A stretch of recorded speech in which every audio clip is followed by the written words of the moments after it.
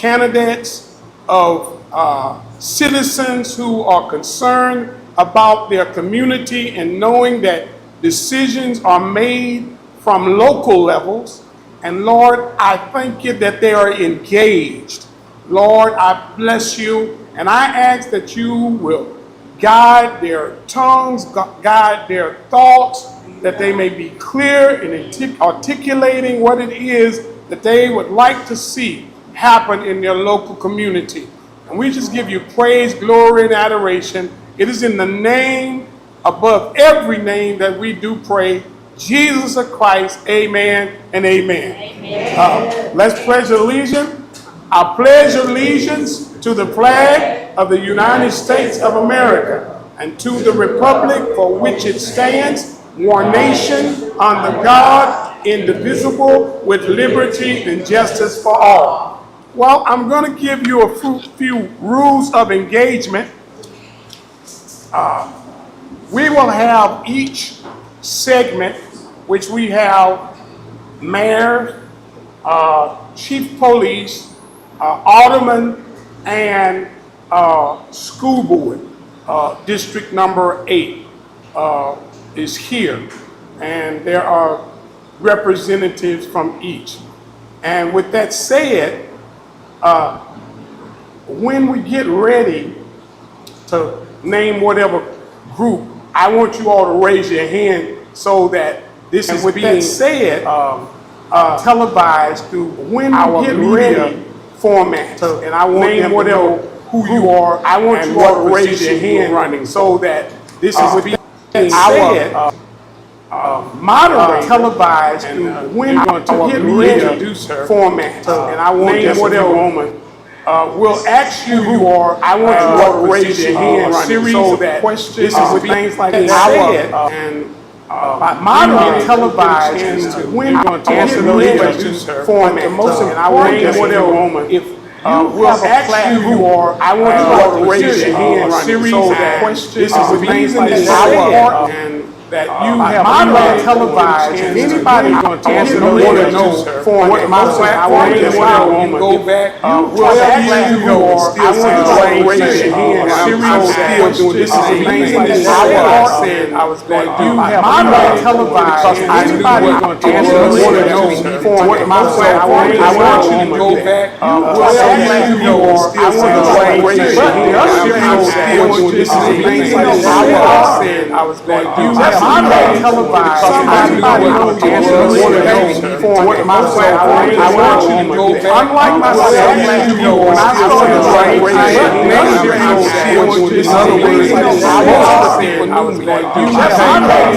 they may not have known a lot about me, but they knew of me. So it's important for people to know who you really are, okay? So that you'll get that opportunity to tell who you are. I'm thankful, and I'm going to introduce our owner of 95.9 The Bounce, and then she will introduce our moderator and all of our guests today. I want to introduce my boss, person who is doing a wonderful, tremendous job, the urban station that allows you to have a platform to get out things that you need to talk about. It makes no difference what those things are. We want you to have a platform. So 95.9 sponsors Talk Back Natchitoches. And so Talk Back Natchitoches is pushed and moved by 95.9 The Bounce. Also moves other people. And so we try to give them that platform. And so without further ado, I want you to make a Lakeview CAMPTI Gator, always once a Gator, always a Gator. And then she did have some Gator in it. Miss Latoria Freeman, come on. Put those hands together. Thank y'all so much for having me here. I'm not going to keep y'all long so that way we can get to the meat of why we're here. I thank y'all for participating and sharing your platforms with us. That's very, very important for us. I'm going to kind of go through this list of who's running, and you may be here, may not be here, but I'm going to go through the list. For the councilman, we have Laquita Arnold. No, not here. Latia Beavers, Mary Donaway Collins, James Evans, Janita Prudhomme, Sarah Ann Relaford, Robin Washington, and then we have Chief of Police Ricky, I just saw him walk in, Sarita Evans, Chris Houston, Shay Phillips. Then we have School Board, Chris Bush, Linda Davison, J.D. Samuel Jr. We have the Mayor, Katrina, and Jasmine Lewis. So thank y'all for sharing your platforms and talking to your community about what you plan on doing. So, and good luck to everybody. Mrs. Moderator. Hey everyone, most of y'all know me as Christine Pierce, and some know me as Al's Pierce White. So whichever way y'all want, I'm fine with it. I'm excited because I'm excited that y'all decided to run. I see all y'all beautiful faces, and there's no doubt that, anyone that wins, hey, y'all got, it's gonna be good. And so we're just gonna get right on in it. I want to first of all tell you about the 3 minutes that you're gonna have. I'm gonna ask 3 questions, and each one of y'all gonna have 3 minutes to answer the question. We'll come back later on if we need to do, questions last. And so we're gonna start with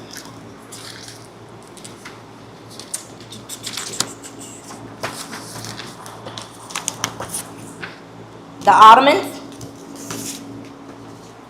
Raise your hand if you're Ottoman, so I can see where you're at, kind of see your face. Okay, we got 1. Just 1. Okay, all right. I'm gonna start off by asking you the questions. You will have 3 minutes to answer the question. If you want to stand up, or you can sit down and be comfortable. It doesn't matter. So, my first question is, why you? What experiences, skills, or involvement in CAMPTI have prepared you to serve on the town council? And why should we, as the residents, trust you to represent their interests? Well, why me is because I'm James Evans. I've already been doing the job as serving, I would say, like a councilman. I've been serving the community now for about 7 years. I go above and beyond to help the community. When the town have outages, I'm always there. I'm going to get water, whatever it takes to get the community back up and running. For as water outages or whatever it is, I'm always showing up to do the task or be a helping hand. All right, all right. And so, problems and solutions. What are the 2 most important issues facing CAMPTI right now? And what actions would you take as a council member to address them?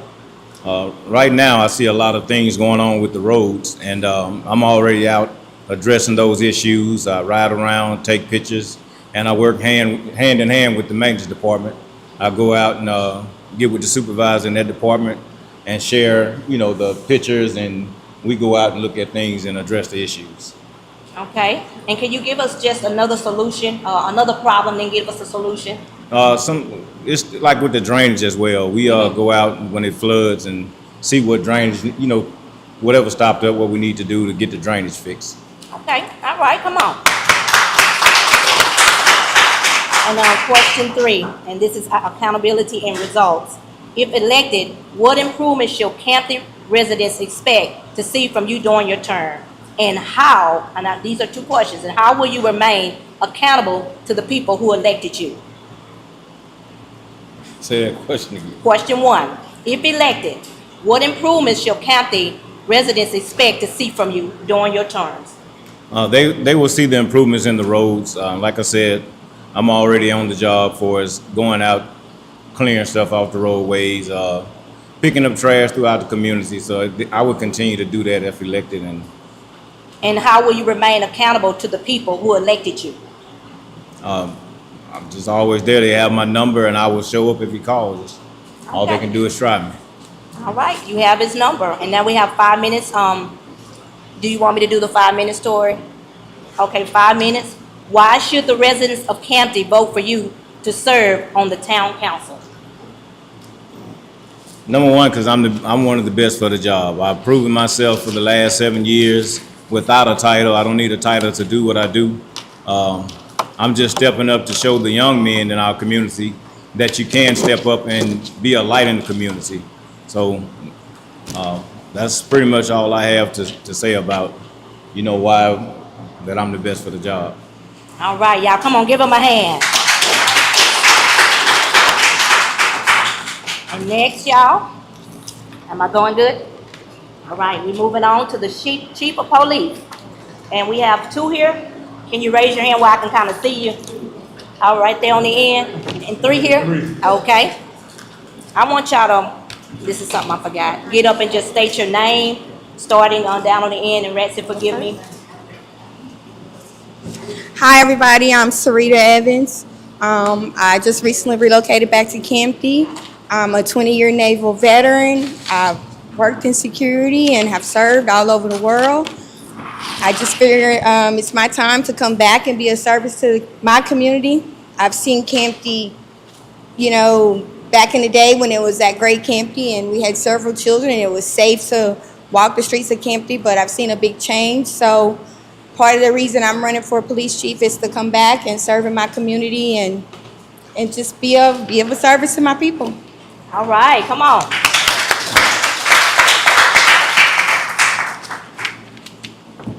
Who we have next down there? Please stand up and state your name and tell us who you are. Yeah, I'm Ricky Armstead. I'm required for chief of police in CAMPTI.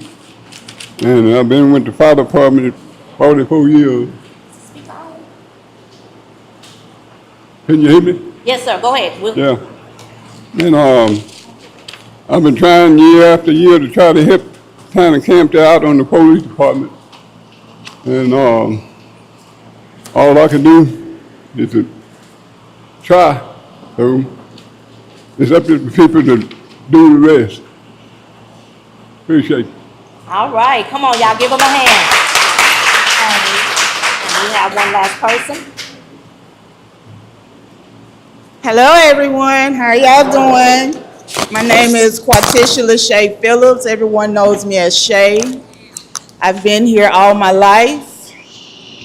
Let's go Lakeview. All right, come on.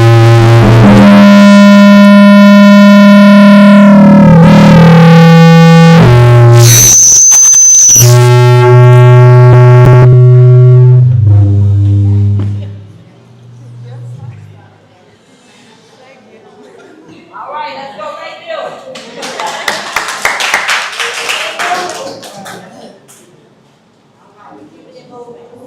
Did we get all 3? Okay, we can start back with the first one. While they correct the speakers over here. That's all right.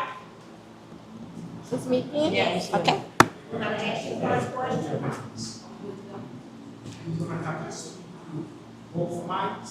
One of them is a feed to our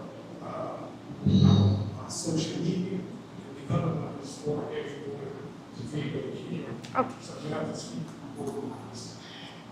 Mic testing, 1, 2. Mic testing. You're not gonna hear the other. Okay. Got it. All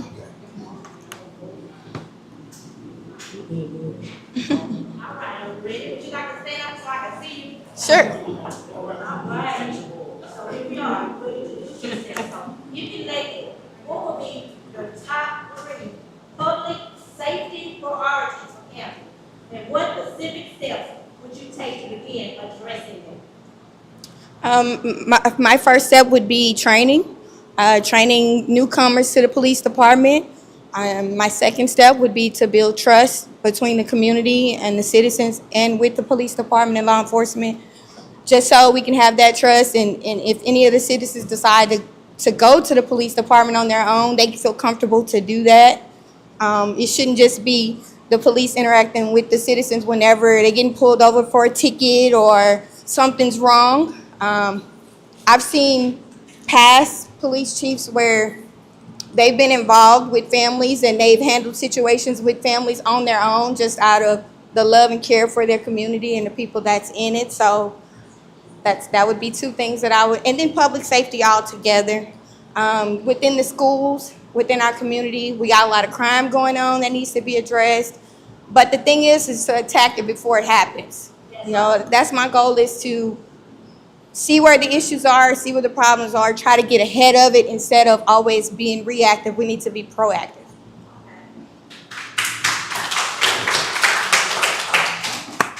You got two of them? Yes, you guys speak in the Ready to talk? Ready to talk? All right, the next person. Who I got back there, okay? If elected, what would be the top 3 public safety projects from county, and what specific steps would you take to begin to address them? I better could hear what you saying. Can you repeat it? Yes, I can repeat it. If elected, what would be your top 3 public safety priorities for county? And what specific steps would you take to begin to address them? You could not understand what you're saying. Did you hear me? What would be the top 3 priorities that you would address if you were elected? Okay, you probably elected. Okay, if I was elected, I also be out there all the time and night. All the people in CAMPTI know it. So there ain't no particular time. Anytime I get a call, I will be out on it. And the people should know that by now. All these many years I've been after. Yeah. That's good, huh? Yeah.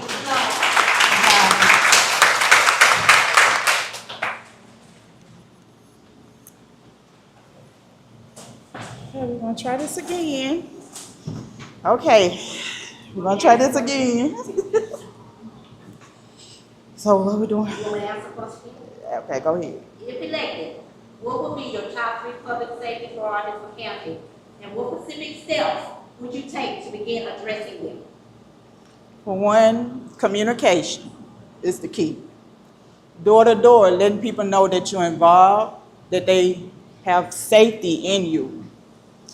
My protection, the protection I will, more security, more alerts, letting people know that we are available. You have my number. I'll be there no matter what time it is. Got off of work. Well, I went to work at 3:30 this morning. 3:30 this morning. I'm here now. I'm here for y'all. Okay? I work 12 hours and I'm still ready to work. Amen.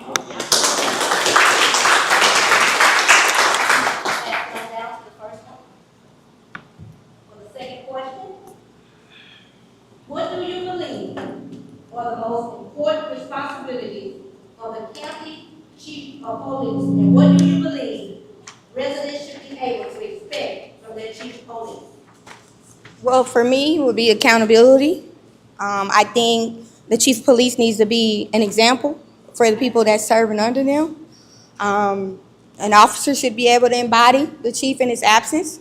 So that's where the training comes in. I feel like if a chief of police can hold the standards across the board for everybody, then, you know, in my eyes, that's great, because the law has to be upheld regardless. You can't let the police slide and then be hard on the citizens. It has to be a balance. Everybody has to be held accountable.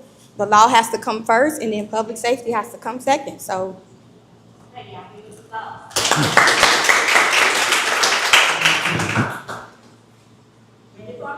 What do you believe are the most important responsibilities of the county chief of police, and what do you believe residents should be able to expect from their chief of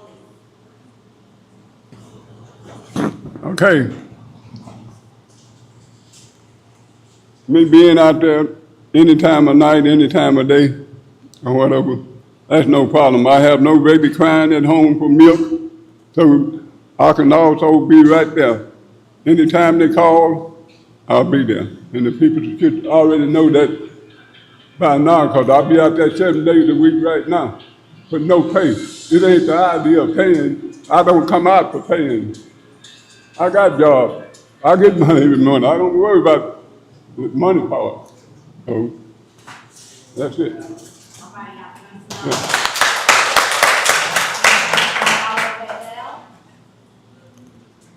Training and preparation. Ready? Yes, ma'am. All right. If elected, what training, certificates, or professional development would you pursue to ensure you are fully prepared to carry out the duties and responsibilities of chief of police? Physical training. I am a veteran. You know, I have served 20 years. Physical training is a great part of it, and I'm not excusing myself from that. My physical standards would have to be kept just as well as the officers that serve under me. So, cyber training. I know we don't focus on a lot of that, but I've been in other areas of the world where cyber training is very important. We have kids that are moving into a technical generation, so we need to be brought abreast of those types of issues. Police can't get involved in those types of issues. We have certain things as cyber stalking, so we need to bring awareness to that. Mental health. I think mental health needs to be addressed on both sides, citizens and police department. I think a lot of times people forget that police are just normal people as well too, and they want to go home at the end of the day. So it's just, like I said, it's a balance. It's a balance, so.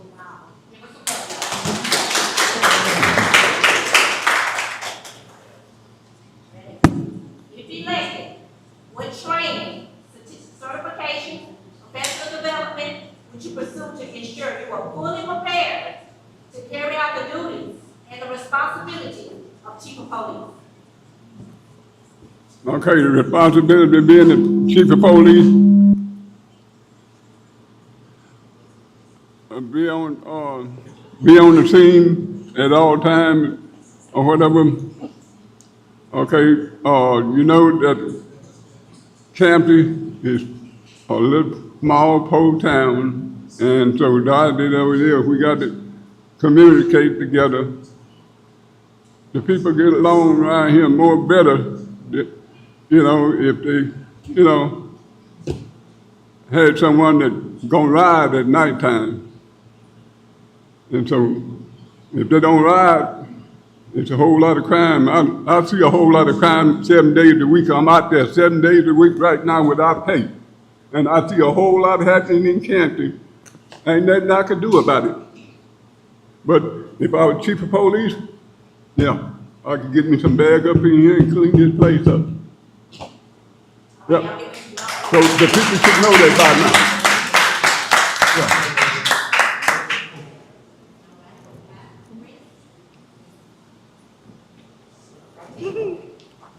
All right. Okay, y'all, I'm gonna just be straight up.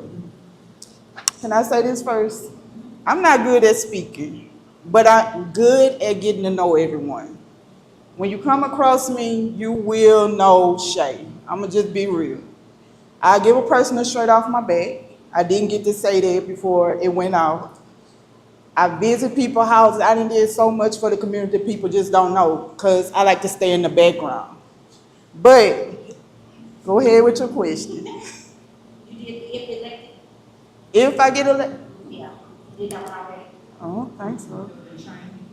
We on training. Okay. If elected, what training, certificates, or professional development would you pursue to ensure you are fully prepared to carry out the duties and the responsibilities of chief of police? For one, weapons training. You want to make sure you pulling the right weapon at the right time, right? Okay. Post training. There'll be another one. What else? Y'all have to give us some love. I was It takes boldness to get up here and speak. Yes. I've been speaking for 30 years and I'm still nervous, okay? I'm So good. you're doing a good job. All right, next question. And this one, y'all, is very important to me, and I know it's important to y'all. Crime and community safety, that's like number one. What do you see as CAMPTI's greatest public safety concern? And what specific steps would you take as chief of police to address this?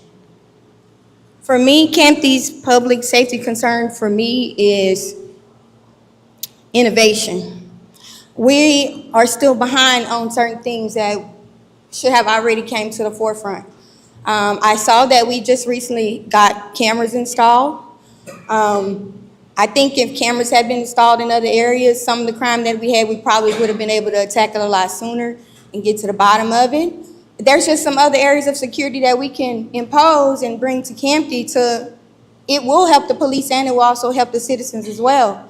So it's just other things that are happening in the world. I mean, I've did drone security, so I know what it means to fly a drone over land and police that way. I did personnel security, so I know how to screen people for jobs, for mental health, you know, to be in jobs and roles like law enforcement.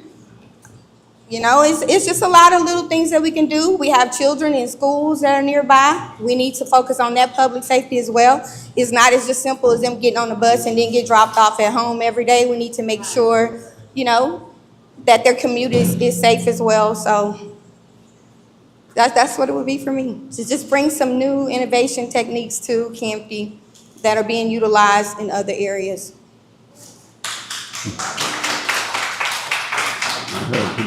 Crime and community safety. What do you see as CAMPTI's greatest public safety concern? And what specific steps would you take as chief of police to address them? Okay, I'm running out of things actually to say. Like I say, it's up to the people in the community that decide who they actually want or whatever. Because, like I say, this is not the first year that I've been going through this or whatever. But I know the town of CAMPTI like the back of my hand. Ain't nothing in CAMPTI I don't know nothing about. The mayor is over there. She'll know. She'll let you know that there ain't nothing in CAMPTI I don't know. The deputies come to CAMPTI. They come to me. They ask me what's happening in CAMPTI. And I've let them know what happened in CAMPTI. And the people, I was in Natives today, and the people in Natives were telling me, say, hey, look, man, you know, all the deputies who come to CAMPTI, they also come straight to you. And I said, yeah, because I'm an old hand. I'm not a new hand coming in. So I know every hot spot in CAMPTI. Ain't no hot spot in CAMPTI I don't know, and the people know that. And so I did every day, like I say, that's up to the people to decide who they want. So if they put the wrong one in there, then that's their responsibility. All I can say. Yeah, come on, give them some love. Moving right along, crime and community safety. What do you see as CAMPTI as greatest public safety concern? And what specific steps would you take as chief of police to address them? What are the concerns? I would say we don't have enough eyes on the people. We need more eyes. We need more people to speak up. We need more voices out there. We need more communication. And what would I do to change it? Be the eyes, be the voice, be the respect. Whatever my people need, whatever y'all need. But it starts with me, listening and hearing what y'all need from me. Good. All right, next question. Who we got next?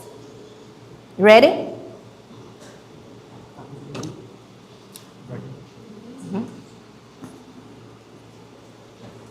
Because CAMPTI relies on Natchitoches Parish Sheriff Department office for additional law enforcement assistance, how would you work with the Sheriff Office and other agencies to make sure that the people of CAMPTI receive effective public safety services?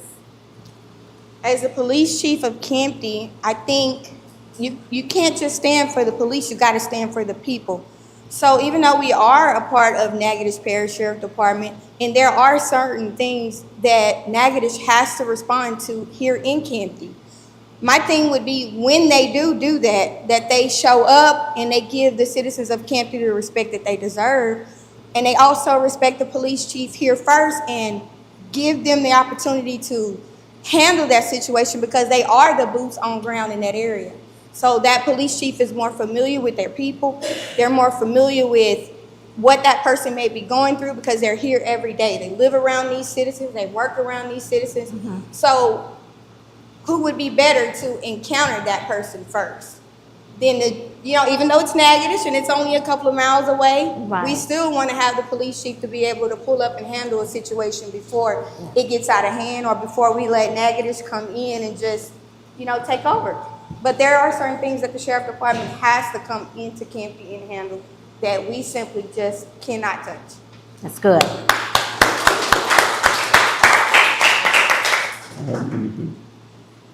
Because of CAMPTI's relies on Natchitoches Parish Sheriff Office for additional law enforcement assistance, how would you work with Sheriff Office and other agencies to make sure that the people of CAMPTI receive effective public safety service?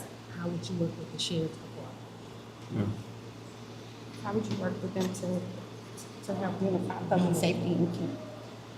Or the sheriff department? Okay. Yeah, okay, sheriff department.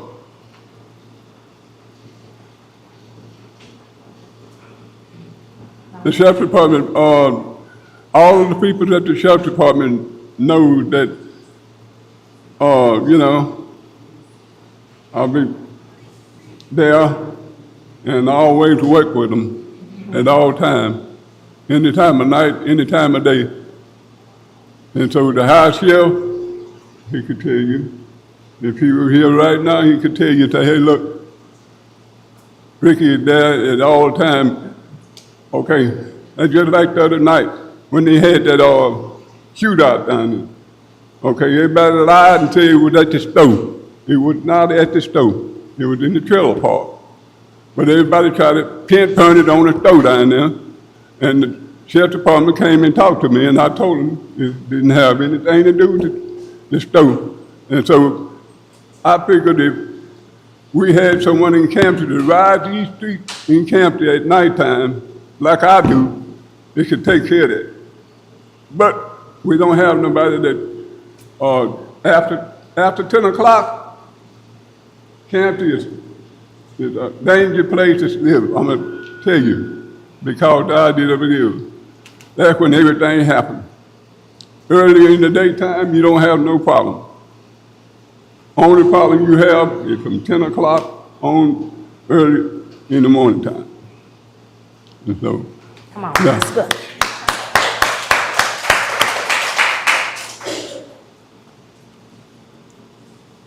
Need me to repeat? Because CAMPTI relies on Natchitoches Parish Sheriff Office for additional law enforcement assistance, how would you work with the Sheriff Office and other agencies to make sure the people of CAMPTI receive effective public safety services? Continue working with them. And that's all I can say about that. Continue to work with the state, Natchitoches, continue to work with them. Let them know that, hey, we all in this together. We need to change the narrative of when they see us in uniform. A lot of people get scared to talk to the police because they see us in uniform. So change the narrative and let's continue to work together with the state and Natchitoches Parish Police Department. All right, on down. Okay, need me to repeat the question? All right, trust, fairness, and community relations. How would you build trust between the chief of police and CAMPTI residents while ensuring that every citizen is treated fairly, respectfully, and consistently? Get out to meet them again, and keep that going, keep that momentum going. Even if you got to re-meet them every time you see them, introduce yourself. You cannot be scared to talk to people. You cannot be afraid to go and knock on their door and let them know, hey, I'm here if you need me. I care about you. If anything you need, pick up the phone and call me. I think that would build trust. Communication, I think that was Shay that said that earlier. Communication is part of it. Yeah. Just keeping that open door policy with people, letting them know that, hey, if I do need you, I can come to you and I don't have to come to you out of fear Right. or, just be that shoulder.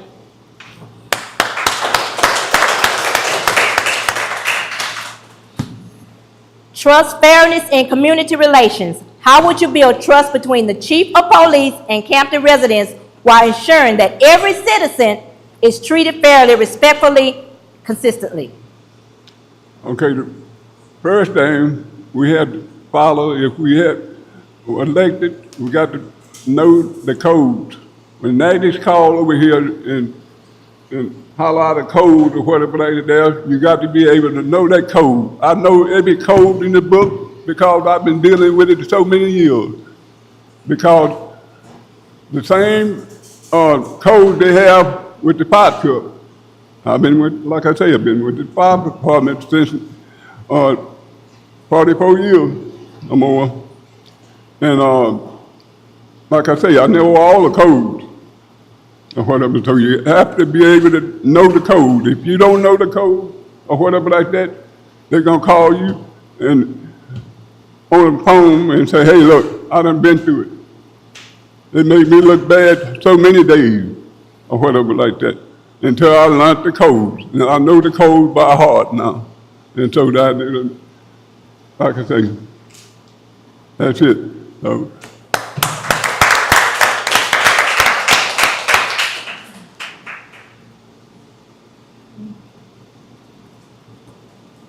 How would you build trust between the chief of police and CAMPTI residents while ensuring that every citizen is treated fairly, respectfully, and consistently?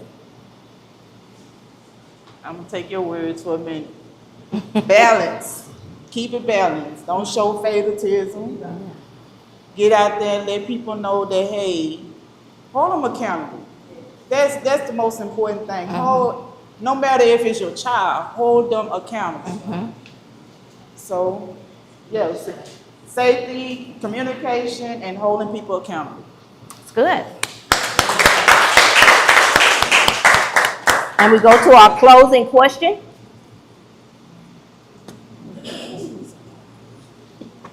Why should the residents of CAMPTI vote for you to serve as their next chief of police? Man, I've been serving. Service is probably in my DNA. I know a lot of y'all don't know it, but I've done stuff all over the globe. You wouldn't even imagine, even in Africa. It's just time for a better CAMPTI. CAMPTI is a great place. It always has been. I don't particularly like the idea of people calling us poor and this and that and the third. We may be all of that. We may be. But one thing I do know about CAMPTI is that we're resilient. We know how to bounce back. We know how to get through. We have always maintained through tough times. I just want to say to the ladies that's on the panel, the ones that have paved the way, and the ones to come, all y'all. I'm happy to serve with y'all. I'm happy to serve beside y'all and for y'all, no matter whichever way it is. So That's good. Love that. I love that. I love what she said. Even if she don't win, she'll serve. So that's good. I love that. All right, next. Are you ready? she's asking, why should they vote for you as police? Why should the residents of CAMPTI vote for you to serve as their next chief of police?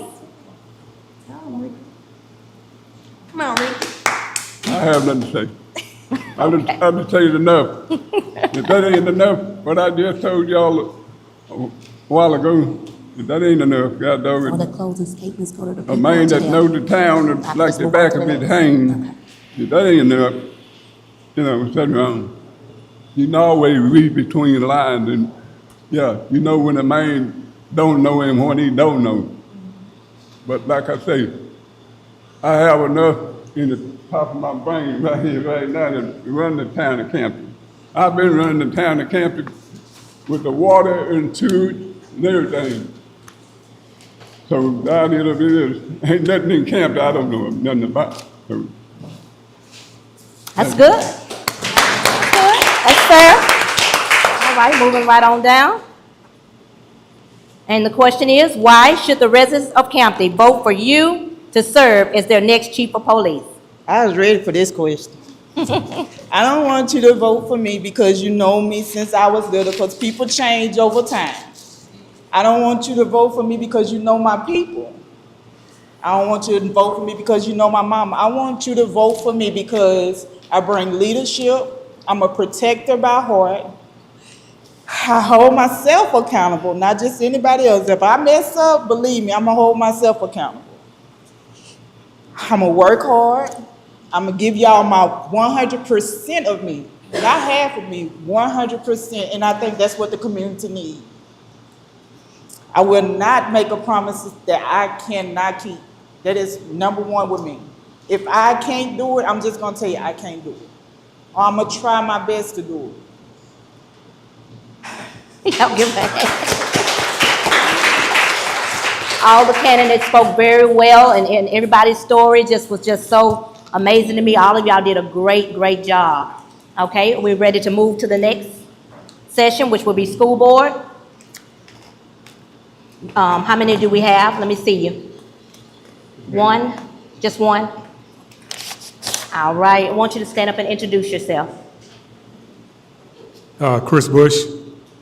I've been working in the school system for 27 years, not all the time in Natchitoches. I started here for 6 years. Then I was in the, around the Ruston area. I also worked in Caddo and presently finishing up in Mansfield. That's good. And my first question for you, what are the 3 most important educational issues facing students and family in District 8? And what specific action would you take to address them? Okay. Now, as a member of the school board, what people have to realize that one thing is that school board members only make policy. Okay? Back in the day, you used to have power over the jobs. You could tell who's going to work in a certain job. You don't have that power anymore. School board member is about helping make policy. That's pretty much what you do. So what I would do is, number one, I understand what policies are. Okay, that's all I've done my entire life is work in the school system. I've done some side jobs, but I don't need to go into all those. But my main job has always been the school system, okay? And so what I can tell you is that several of the main issues you got right now is the loss of the mill, the loss of a lot of revenue, okay? That loss of revenue had a tremendous effect on the school system. So number one thing is try to find a way to help get some of that revenue back, whether it be through grants or create some kind of partnerships with some companies or some businesses. And I'm not saying that's going to be easy. I'm not going to sit here and make promises, but I can tell you like what direction that we can go in to help make things a little better. So that's number one is try to get some revenue back in the system. Let's find a way to get some revenue back because you can't do anything without any revenue. That's right. All right, and the revenue's not there. When you lost a mill, you lost over $1 million in revenue. That is hard to replace. That is hard to replace.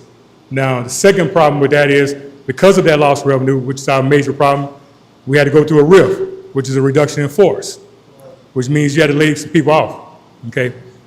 So the parish is growing, the numbers are going up. Natchez has some of the best number in the state right now as far as growth in the last 3 or 4 years.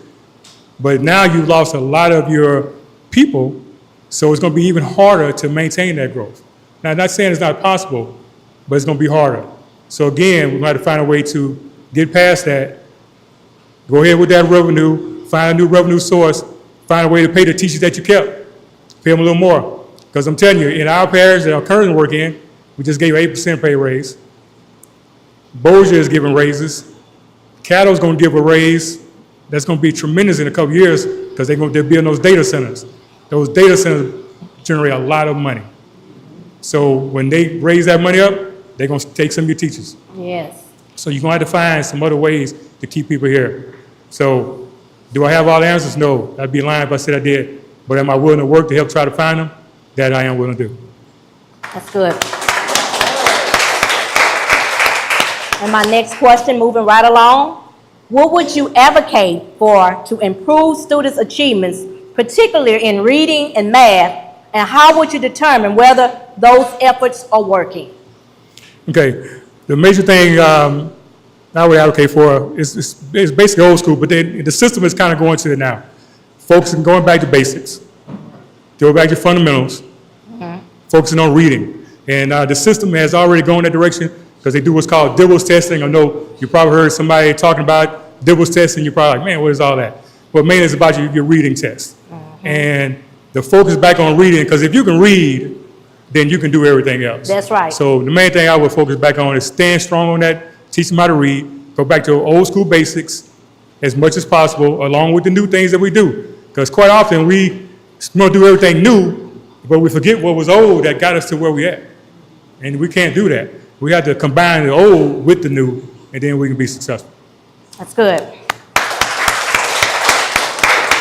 This next question is referring to teachers and staffs. What do you believe the school board should do to recruit and retain qualified teachers and staff, particularly at schools that have difficult filling positions?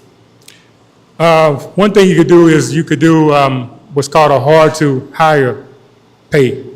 So it'd be a stipend. So schools where you have low numbers and it's hard to get staff there and keep them there, which is your tougher schools.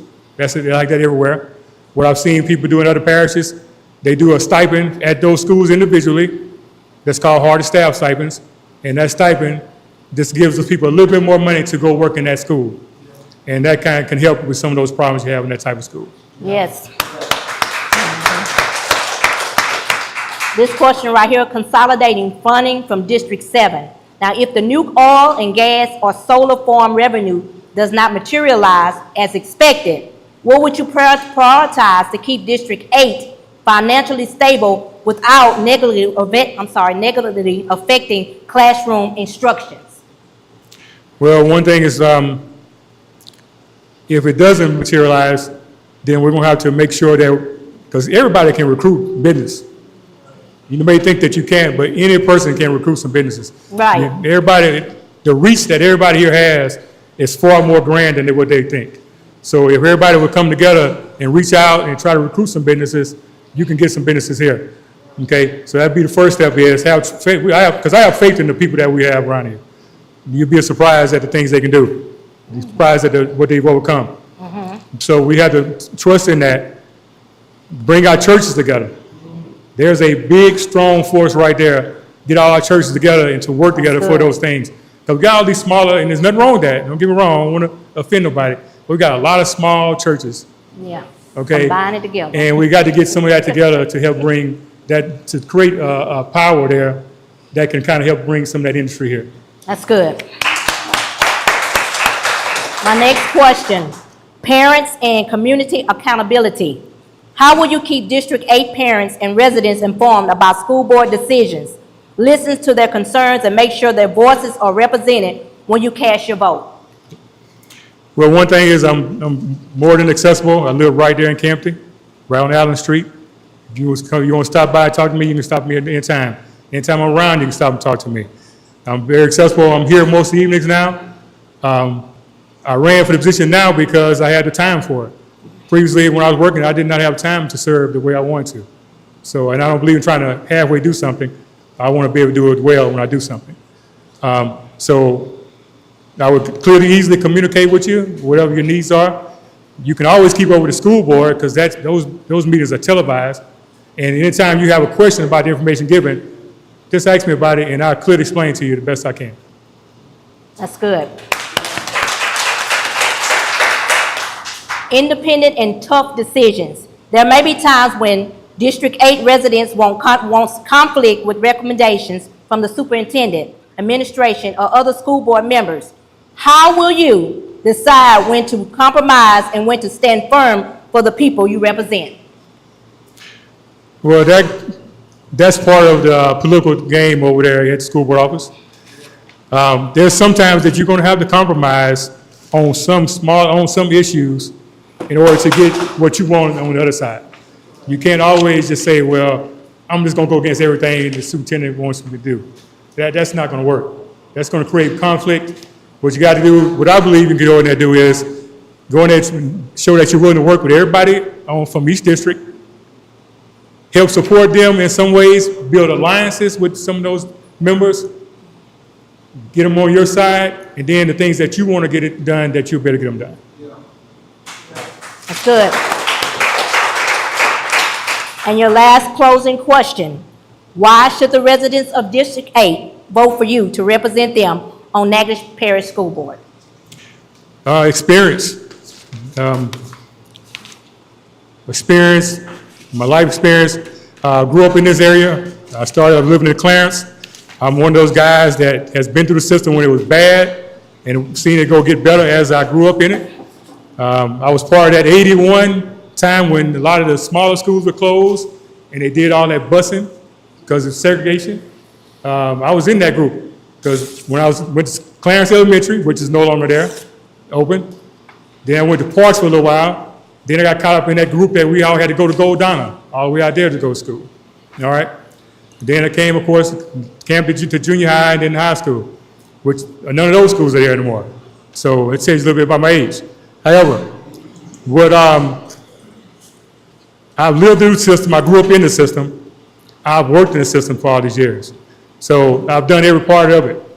I was a teacher that was doing the lesson plans, preparing to teach the classroom.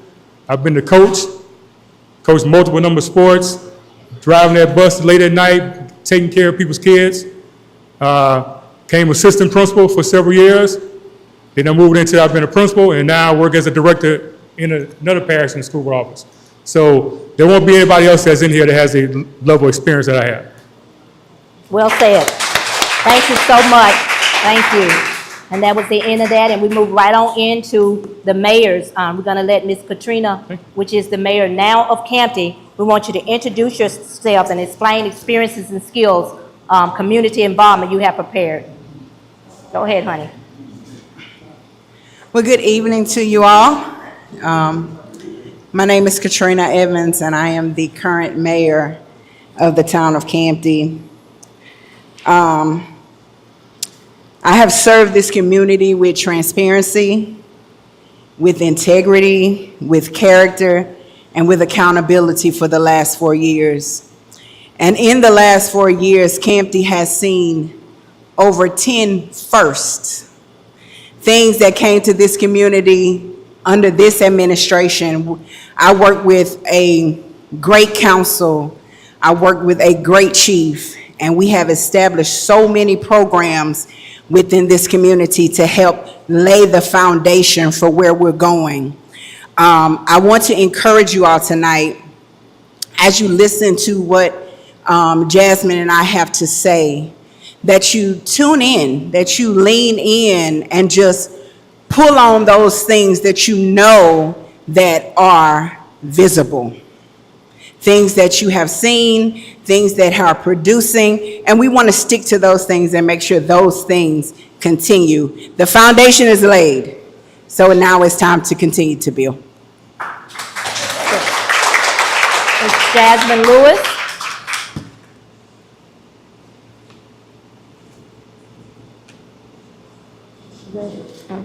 Yeah, go ahead, baby. The question, introduce yourself to the people, your qualifications. Hello, everyone. My name is Jasmine Lewis. I thank all of you for coming tonight. I want to first start off by saying that I honor everybody that came before me. I don't want to come in cocky and arrogant. I come in with the spirit of humility. I saw the foundation being laid. The former council did an awesome job. Mayor Evans did an awesome job. And the qualifications that I would say that I have, I just got my bachelor's in criminal justice. I have a minor in human services. So and I have also won a grant. So I'm hungry, I'm motivated, and I'm gonna even say I'm scrappy to go and get the resources that CAMPTI need. I'm ready to serve you guys. And she asked something about serving. With me, I adopted my nephew. My uncle died, I adopted him at 11. I've had him for over 5 years. So I know what it is to serve because I don't have any biological kids, but I did step up and I put my feet to the plow and I serve him. And thank you. And next, we're going to talk about, Katrina, the greatest challenges for CAMPTI. What do you believe is the single biggest challenge facing CAMPTI today? And what specific action would you take as mayor to address it? I think the biggest challenge that our community faces, I know a lot of people think it's our roads, but it is our water system. The town has aging pipes. There are pipes within this community that are older than myself. And the biggest problem is when there is an issue inside the city limits, there's an issue, an even greater issue outside the city limits. So our water system is designed to leave Cloud Crossing, come to city limits, then go back to those outside the city limits. So we just recently applied for a grant for 1.265 million. And we are literally praying and believing God that we can get it because there have been so many cuts in capital outlay throughout this state. Our governor has cut so many programs that not only affect Shreveport and New Orleans, but they affect small communities like us because it actually pushes us off the table. And so with this grant, we would be able to completely separate those outside the city limits from those inside. They would have their own water tower. We already have a third well that would be able to support them. And what this would, the greatest challenge is when there are issues, the school has to close. So this would fix the issue of closing our school just because we have low water pressure. And so to me, that is the greatest challenge in this community, and that is exactly how we're going to fix it. That's good. Moving down to Jasmine Lewis, and the question goes as, what do you believe is the single biggest challenge facing CAMPTI today, and what specific actions would you take as mayor to address it? I'm gonna say economic growth. Money. We took a big cut when we lost the international paper mill. We have to go and find the resources. We have to go and find the things that CAMPTI need. I've already been meeting with different political figures in Natchitoches. I've already been meeting with the talking to the matriarchs of CAMPTI, and they are willing to put me in the rooms with the people that will help us. So the infrastructure and just the abandoned homes, the infrastructure, it's different things that the people are asking for. Even when I walked around CAMPTI and I wrote down, just asking them, hey guys, what are some of the local complaints? A lot of the local complaints was the infrastructure, the abandoned houses, the cleanliness of the town. And I was trying to get the people to understand she absolutely did lay the foundation. You can't just come in and just tear every home down. You have to get finances. You have to get resources for these things. So for me, I would say economic growth. We have to get some money into CAMPTI. We have to get some more businesses. And I think that that would start with the cleanliness of the town. A lot of people don't want to bring businesses here because when they're passing through the main highways, they're looking at different abandoned properties. I have a pastor actually that tried to come and put a daycare in here, and that would have brought us economic growth, but we have to get the right people to be able to push these businesses so that we can get money inside of the town. That's good. That's good. Ms. Katrina. I'm sorry, can Go I ahead. piggyback on something that? Yes, go ahead. I think there's a misconception concerning International Paper. International Paper was outside the city limits of CAMPTI. We received absolutely $0, zero tax dollars into our budget from International Paper. Of course, our library was a recipient. The school is outside. Everything parish related received funding from the International Paper Mill. But the town of CAMPTI itself received no tax dollars from that mill. They supported our festival. They recently gave us a $20,000 grant to make some upgrades to our park. But outside of that, we received no tax dollars. So I want to clear that misconception because we didn't receive anything from them tax related. And my question goes to you, first year priorities. What are your top 3 priorities for your first year in office, and what should residents or realistic expect you to accomplish during that time?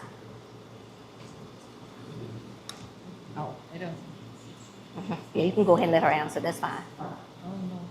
You want me to repeat? Some first-year priorities? Go ahead. What are your top 3 priorities for the first year in office, and what should residents realistically expect you to accomplish during that time? The things that I looked at was the community revitalization, which was be cleaning up the town and beautifying CAMPTI, already speaking with volunteers to start the cleanup crew, start getting trash. I was talking to the chief of police, and he was saying, you don't understand, Jasmine, sometimes it's not even the residents. People will come and they'll drive into CAMPTI and they'll throw Southern Classic chicken boxes on the side of the highways. So with that being said, just getting in volunteers that really, really want to see this town make it. I understand that there's some things that are in the making, but I want to see some visibility things, like getting out. Think about it, guys. When we first come in the 3rd week, if you see volunteers out there and they're cleaning, they're picking up trash, and they're doing things, you're going to say, okay, it looks, we're getting somewhere. But we have to get in and get the volunteers. So that would be one thing, would be the cleanliness of the town. The second thing that I would want to focus on would be the youth and the crime rate. That's something that I have been speaking to different detectives about, getting in, helping us with the crime rate. Not coming in, taking over, or, coming against our children, but just really coming in. I have a mentor group where I mentor women and men, boys and girls, saying if we can do that. It don't have to be nothing that we individually come in here and do, but if some of us that are matriarchs can pull the kids to the side and speak with them and talk to them, that's some of the things that I would like to focus on. So number 1, community revitalization, cleaning up CAMPTI. Number 2, for the first 100 days, would be getting the younger people involved, trying to get the crime rate reduced. I have a lot of background in rehabilitation. I know the programs, I know places that we can send our young people to that's struggling with drug abuse and mental health. So that would be number 2. And number 3, I would say community unity, bringing residents together. I believe that I remember when we were younger, we were a town that was together. I remember we were unified. I remember we were happy, and just being that voice, being open. Like right now, it wasn't hard for me to run for mayor, guys, because I already speak to everybody. I already talk to everybody. So it was natural, because this is things that we learn in the house of God, to honor your neighbors, speak to them, say hello when you walk in the store. So it was honestly, it wasn't hard for me, because it was communication was something that I was already familiar with. So bringing everybody together, bringing that love back. And I'm not talking about that fake love. I'm talking about really loving one another, and that don't matter who win. We really have to get the unity of CAMPTI back together. I call some of the matriarchs, and when I say matriarchs, I'm talking about people that serve this town. I'm talking about Clara Lee Caldwell. I'm talking about Miss Ben Sand. I'm talking about Sister back there, Miss Telsey, people that really, really, really serve this town, getting their opinion. I talked to George Bush the other day, and oh my God, George Bush is smart. It was just like coming together and bringing unity. That's something that I would really focus on, because a divided town, we can't do nothing.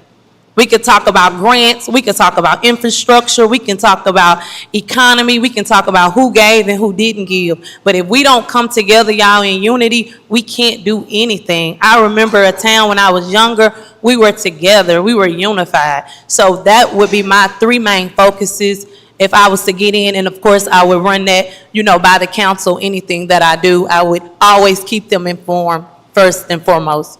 That's good.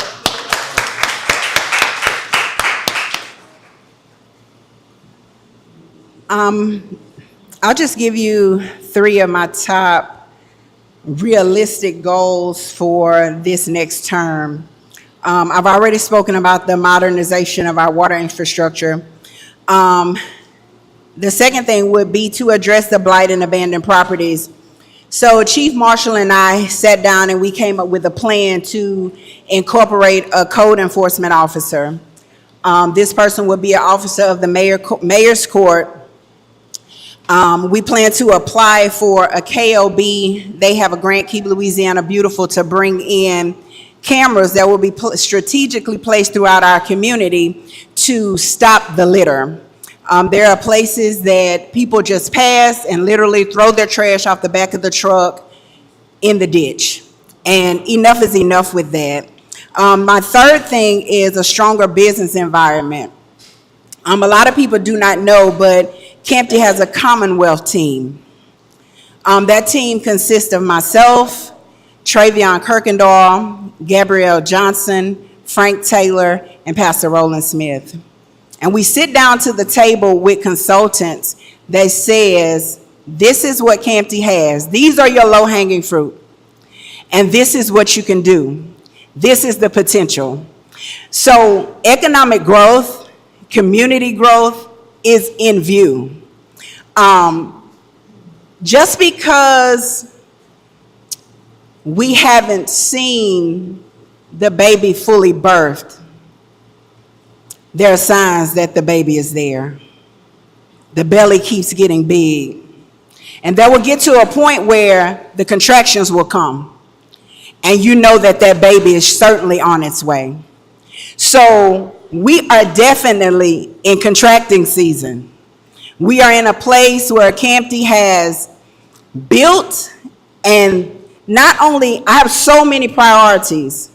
And every promise that I made my first term, I went back and I looked, and we've accomplished everything that we said we were going to do. The council and I had an opportunity to sit and meet before we even got into office. And we laid our vision on the table, and we mapped how that vision could come together. And the vision hasn't changed. We're going to work together to see these realistic aspects done. And it all evolves around investing in our families. It's not about the roads and the water. It's about the people. And so when you make steps to fix the water, when you make steps to bring in businesses, you're actually focusing on people.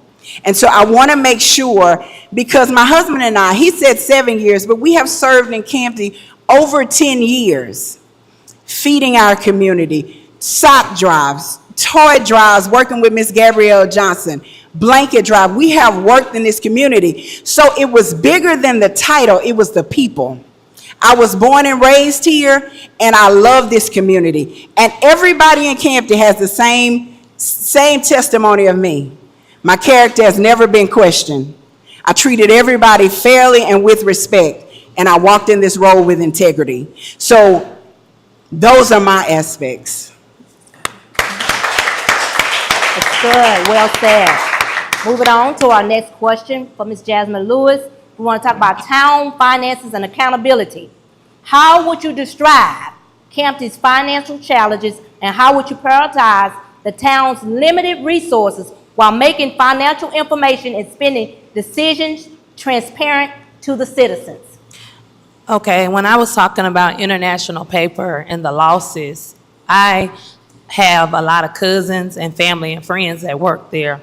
So the economic loss was them not being able to put money into CAMPTI. They lost out. A lot of them didn't never even recover with their jobs. And I want to add to the economic and what you're speaking about with the finances. As I said earlier, grants. We have to get in grants, and we can't do anything without the council approvals and speaking to them and getting with them and coming up with a plan. One thing I can say about myself, I don't stand to be perfect, but when I tell you I'm a go-getter, I know how to go get resources. Even in my church, they'll tell you, I'll call up my pastors, I see this grant, I see this grant. So I'm not gonna sit up here and pretend to you guys that I'm perfect, but I really, really would like an opportunity I would like you guys to give me a chance. That's what I'm saying. And I'm not gonna act like I know it all, because I don't. But I'm willing to learn. You put me in front of anybody and you teach me, I promise you, I will learn. I don't mind learning. I don't mind going to get what's needed for CAMPTI. And as far as the finances, we would have to sit down. I know that the town has a lawyer. We would have to go over the budgets. We would have to go over the cuts, and we could all do it together, the council and I, or whoever that wins. We would have to sit down, look at all of that and come up with resources. And the resources that I've been looking at, I'm gonna be honest with y'all, I've been looking at a lot of grants, trying to get grants in, talking to people in Natchitoches that have wrote grants. There's different grant writers right in Natchitoches that's been getting grants for Natchitoches. I've wrote her, I've emailed her. I'm already making the prior steps just in case I walk in those shoes. I'm already making the prior steps to get help. I met with the mayor of Natchitoches yesterday, and he was teaching me about finances and budgeting. So I do have wise people around me. That's where that communication comes in, and that just getting around people that know what's going on, those mentors and those people that know finances, those people that know what's going on to teach you and also help you get the resources for CAMPTI, because honestly, you can't do nothing by yourself. You have to bring in people that know what's going on. You have to have, thank you, Holy Spirit, relationships. You have to have relationships. If you don't have relationships, I could tell y'all all day, I'm gonna get this grant, I'm gonna get this grant, I'm gonna do this with the money. You can't make no promises until you get in there, sit down, and become and see what's going on with the books and really be able to see what's going on and keep it transparent to the people. I think a lot of times we don't know what's going on with the town. Keeping it transparent, speaking about it, having more forums like this, keeping everybody involved, keeping everybody committed. That's what will keep you integral.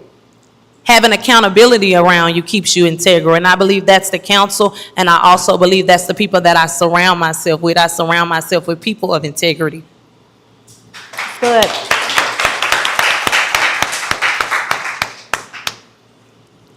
You need me to repeat it? No. Okay, go ahead. Concerning town finances and accountability, my goal was always to steward the resources well. I always wanted to make sure that our budget was set, and if we had to amend it, fine, but we didn't exceed the last year we exceeded, and all of this is public knowledge, we exceeded our general fund by $39,000. But we came under budget, a little over $9,000 in our water sewer, which is amazing. Because with your water sewer, that's where you have all your repairs. That's where you have your equipment and your machines, and repairing those and keeping them maintenance and changing pipes and putting on new sleeves and things like that. And so I always wanted to make sure that, because these are not my resources, they belong to the town. So it was my job and the council job to steward them well, not to waste money. And this is the thing about, I wish that we could afford to have a contract with Merchant McIntyre. I don't know if many of you heard of them, but they are a federal company. They have lawyers and attorneys, and they write grants. And the city of Natchitoches, along with Natchitoches Regional Medical Center, both have contracts with them. And they're getting them millions of dollars every year. I wish CAMPTI could afford to pay them $10,000 a month to get all the resources that we need, but we can't. So we sat down and we have a team of engineers from Baylor. We have GNF Management, we have CDC, and these are companies that we sit down with on a regular basis to say, this is what CAMPTI needs. Can you see if there's money on the table for us? That's how we've been able to get an additional $35,000 to replace the roof on our historic fire station, to put a new roof, and these things are coming. We're just waiting on our contract to put a new roof on our police department, to be able to invest $105,000 on the filtration system here in CAMPTI because of these names that a lot of us have never heard of. And so my second biggest thing when it comes to town finances and accountability is clean audits. It's to make sure that when the books are opened, I did everything in my power to make sure that it was handled correctly. We have a gentleman that retired from Northwestern. He comes in at least 3 times a quarter and he goes through our reconciliations. He goes through our books to make sure that every code is right. So when it's time to do the audit, there are no issues. And CAMPTI has been graced because he does a $30,000 a year job and charges us $1,500. Because he loves CAMPTI and he sees that what we're trying to do, what we're trying to build. So those are my things: clean audit, stewardship of resources. And I'll say this about the meal. There have been months since the meal closed that we don't know how. Yes, we do know how. But our tax checks, some of them have been bigger than they've ever been. Because you still have trucks coming from the port, coming through CAMPTI, going to Mansfield. So they're still stopping, patronizing our businesses. So we want to make sure that we handle those limited resources with stewardship and accountability. Well said. And both of y'all kind of spoke on this a little bit, but I still have to ask the question for us, the water, Jasmine, and the street drainage and other stuff affecting the residents' quality of water. What would you do to prioritize? What would you prioritize first? And what is your plan for securing the funding needed to address them?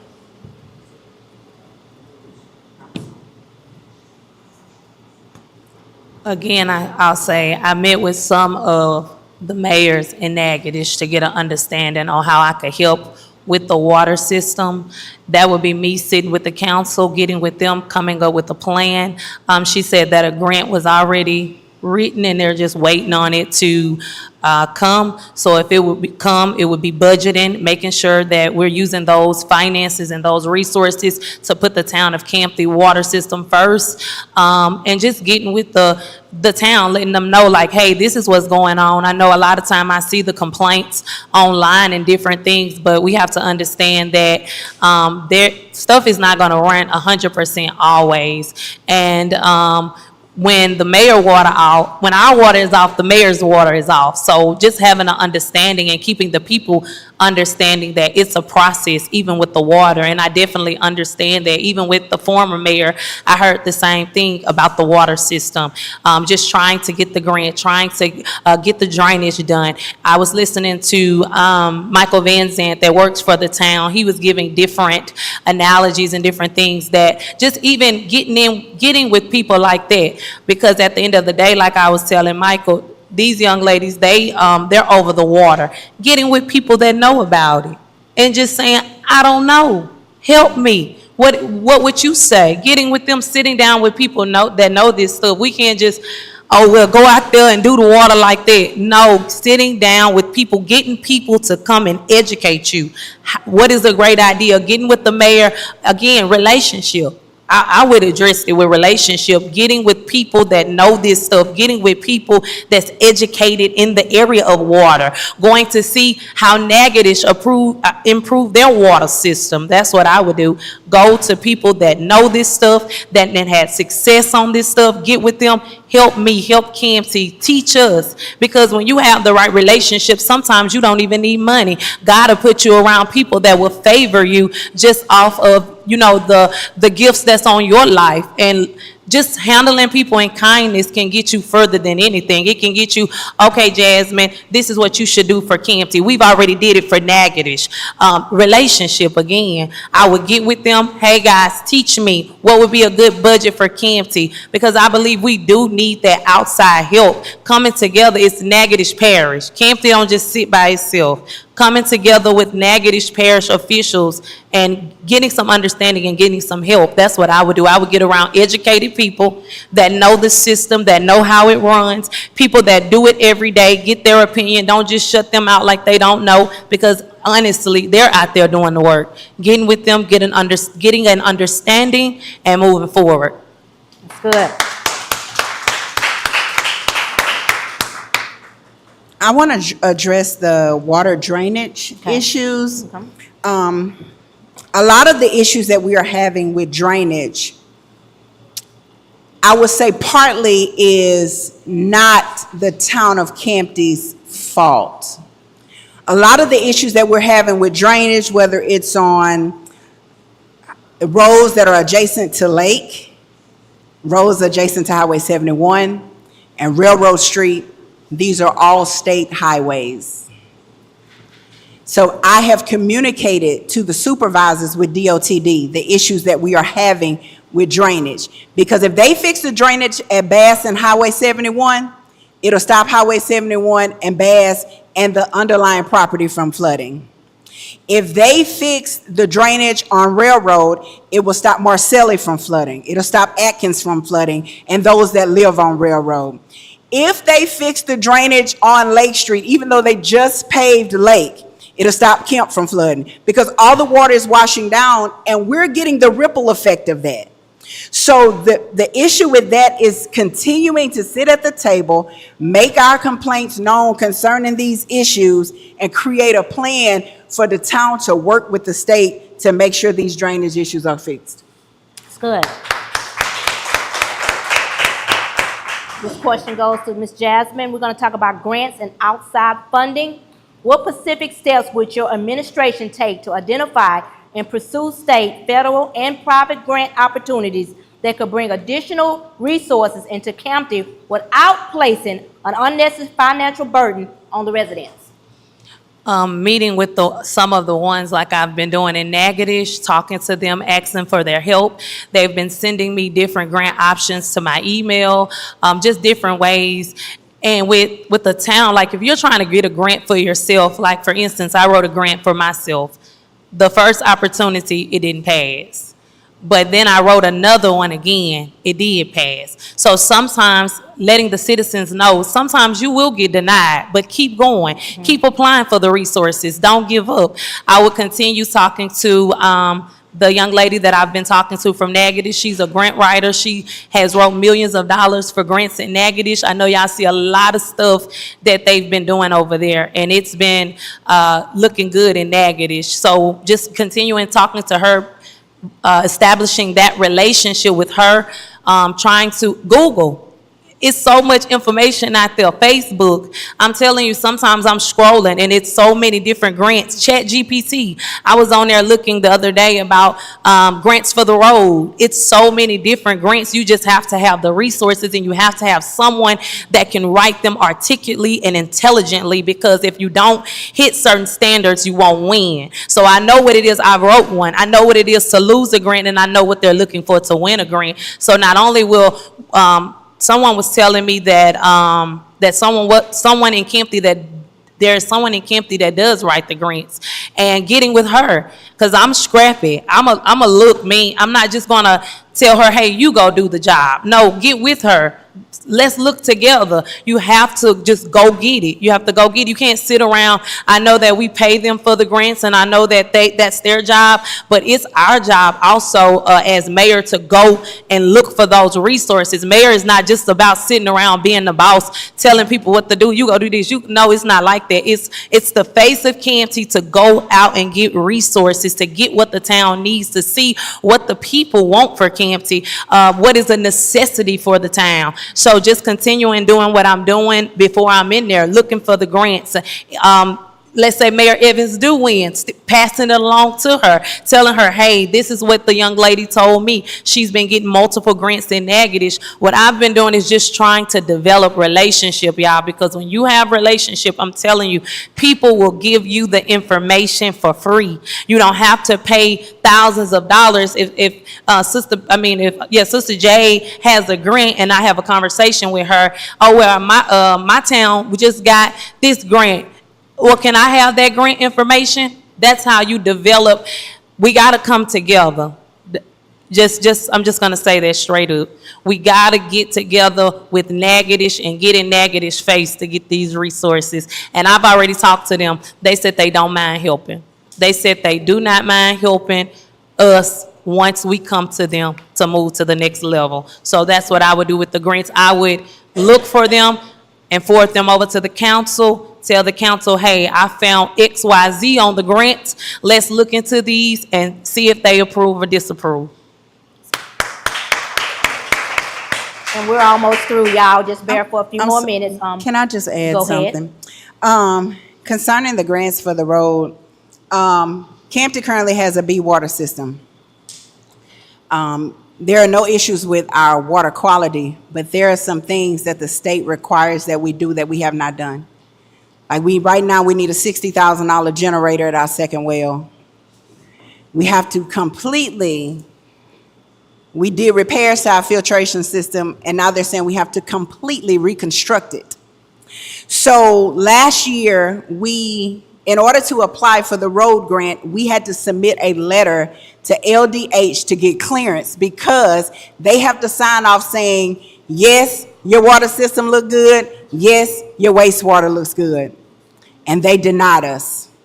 They said, until you fix XYZ, why would you want to apply for the roads? That's pretty much what they told me. So they are stressing that we focus more on our water system and our wastewater system prior to pushing for our roads. Because what's the use of having a smooth road and you don't have potable water? So we want to make sure that we prioritize things in the order that they should be. That's good. That's good. Moving on to our next question, y'all. Economy development. CAMPTI is a small community. This goes to Jasmine. CAMPTI is a small community. What can the mayor realistically do to attract new businesses and jobs and support existing businesses and make CAMPTI a place where people want to invest? Social media. We gotta once we clean our town up and have it looking nice and work on the infrastructure, I'm telling you, social media is a push. We begin to show them what we're doing. We begin to strategize. They see us, we're cleaning it up. They begin to start looking at CAMPTI looking nice.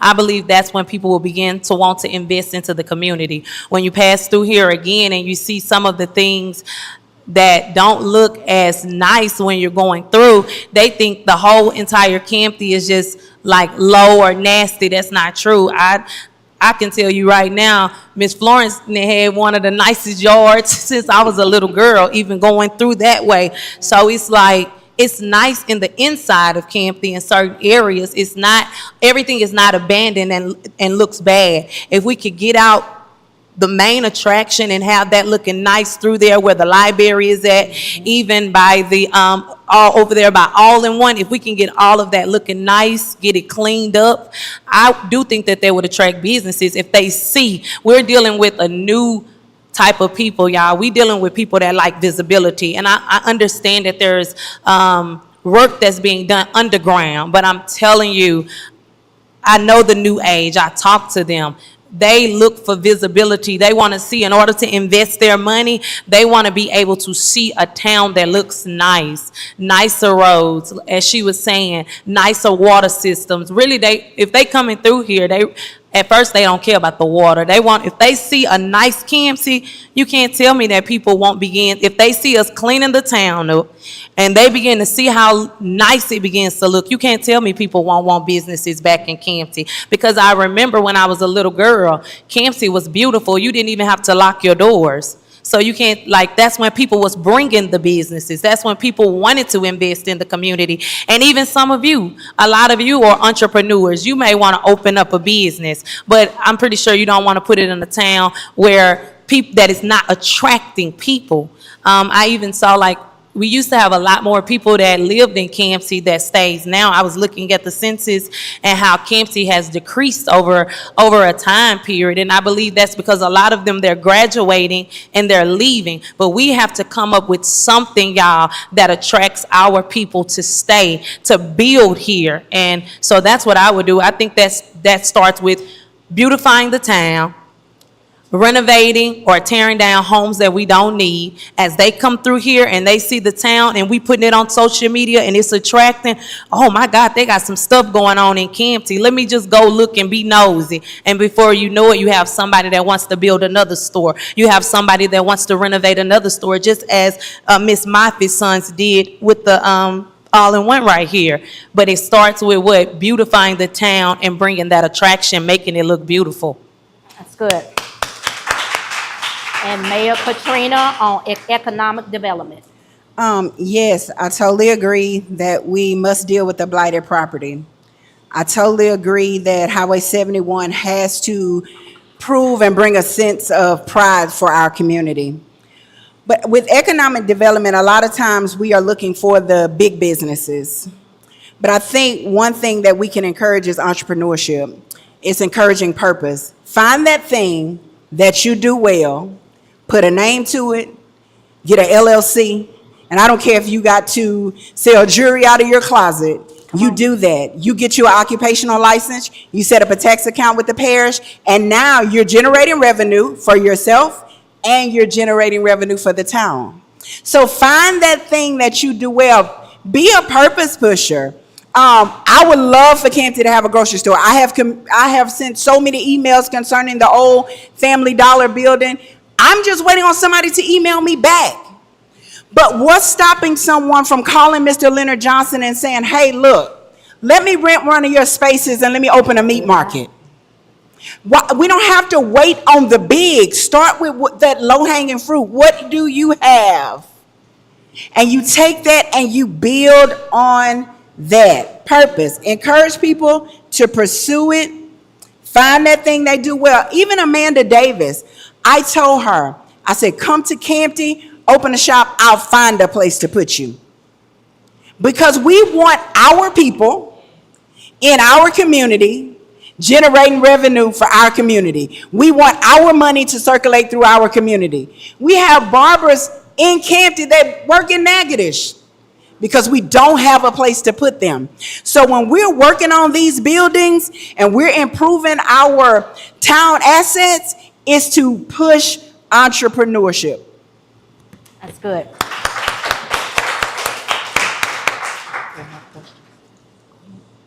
Okay, next question for Ms. Jasmine Lewis. Youth in CAMPTI Field of Dreams. What is your plan for providing more positive opportunity for CAMPTI young people, and how could resources such as the CAMPTI Field of Dreams be better utilized for youth, family, and communities? I would say the former mayor has done a great job with the June 10th celebration. I think that was something nice, along with the city council to bring that in. Other things that I would add, because I do have a son that's 14, I would like to bring back the baseball games, more events where we come together in unity. That's actually something that I put on the flyer that I posted on Facebook. We have to get back to unity days where we all came together. I know it's hot right now, but I'm saying when the sun comes down, getting back into those fields, cooking, having a good time. Also pushing the gospel. A lot of the young people having concert nights with different pastors coming, different youth groups, showing them people their age. That's why another reason I decided to run for mayor, because it was like, I'm young, I'm youthful. They'll see if Jasmine can do it, anybody can do it. You can change, you can get out there, you can go for anything that in this world that you would be able to go for. I think a lot of our youth, they're depressed because they feel like, oh, the first thing you talk to them, they ready to graduate and shoot out and go to Texas. Houston is everybody's dream, and then they all have to come back to CAMPTI. So we're going to be right here with our arms stretched out, waiting on them to come back. But in the meantime, we're going to do the work. We're going to serve. And just as I said, putting back those, used to be so fun. Sister Shay used to be out there. We had baseball games. We used to do all kind of stuff in that middle field, just having a good time. Concerts, things for the youth. That's a lot of things that I actually wrote down in my notes. We have to get them involved, and things like that would get them involved. They love basketball. They love doing things like that. Just having more programs and events that can get them out of the house and also stooping down to their level. A lot of times we talk over them, so they don't want to really be around us because we have to make them do something. But if we get down to their level and bring them the things that they like to do, I do believe the youth will begin to come out and they will begin to fellowship and they will begin to have a good time. So just to answer your question, it would just be bringing those extra curricular activities back to the field like we used to. We're going to have Mayor Katrina speak on about the youth, and then we're going to get ready to go to the public after we do our final. I agree with something that mayor candidate Jasmine and school board Mr. Chris said, that we must bridge the gap between church and state. We must communicate with our churches so they understand the importance of their role in the community. It's not just on the mayor, it's not just on the council member. There is a responsibility that comes with the church. And so I think that once we bridge that gap, it will increase what we see with our youth. Yes, we instituted Juneteenth. Yes, we instituted Family Day. I wish LaQuita was here so she could speak on getting our flag football team started here in CAMPTI. Having investments in our park. We need handicap accessible equipment at our park. But who would have thought that a swing would be $40,000? So we have to let our youth know, because a lot of times we focus on babies and elderly, and we miss a whole generation. But it all starts with each one of us, because we all have a responsibility to the youth in this community. It's not just on us because we hold the title. If you have an idea, I've said it from day one, if you have an idea for this community, bring it to the table. We're open. Former Mayor Joyce, she came to me and she said, hey, look, we need an after-school program. I am not a grant writer, but I applied for $2,500 to try to get some laptops, because you just have to make the step. And I think we've stopped stepping towards our youth, not just the mayor, not just the council, but the community as a whole, the church. We've stopped stepping towards our youth because what they do, it doesn't look like what we did. How they dress doesn't look like how we dress. So we've started literally just pushing them out of the way. And they are the ones that's going to be sitting here, because we're going to be retired one day and they're going to be the ones sitting here. But if we haven't poured anything into them, nothing will come out of them. And we're going to our last final question for the mayors, and then we're going to turn it over and let the public, if you have any questions that you want to ask them. But we're asking that y'all limit it down to please 3 minutes, because I know time has very much been spent. And so our last and final question, if you could speak directly to every voter in CAMPTI, what would you tell them about your vision for the town future and why they should trust you with their votes to serve as mayor of CAMPTI? I humbly ask for the town to vote for me because I am ready to serve. As I was growing up, I didn't grow up in the church. I didn't have a lot of background that some of you had. But one thing I can tell y'all about me is that I am rehabilitated. I'm a new creature in Christ Jesus. God has been working with me. I'm so excited. It's like when you first get saved, it's like you have this zeal where you are on fire and you're ready to do what God has called you to do. And I had lost that zeal. I've been saved 6 years and I lost that zeal, but recently God has inspired me to get it back. And I didn't find it at the church. I found it at home. Praying. And so I would ask the town to vote for me because that zeal is on fire. I am ready. I'm ready to serve. I'm ready to get in with you and do the work, not just talk about, oh, hey, we need to clean up, but no, actually being out there cleaning up, actually keeping you guys informed, not just want y'all vote when it's time to vote. I believe a lot of times we'll get the people vote and then we'll forget about them.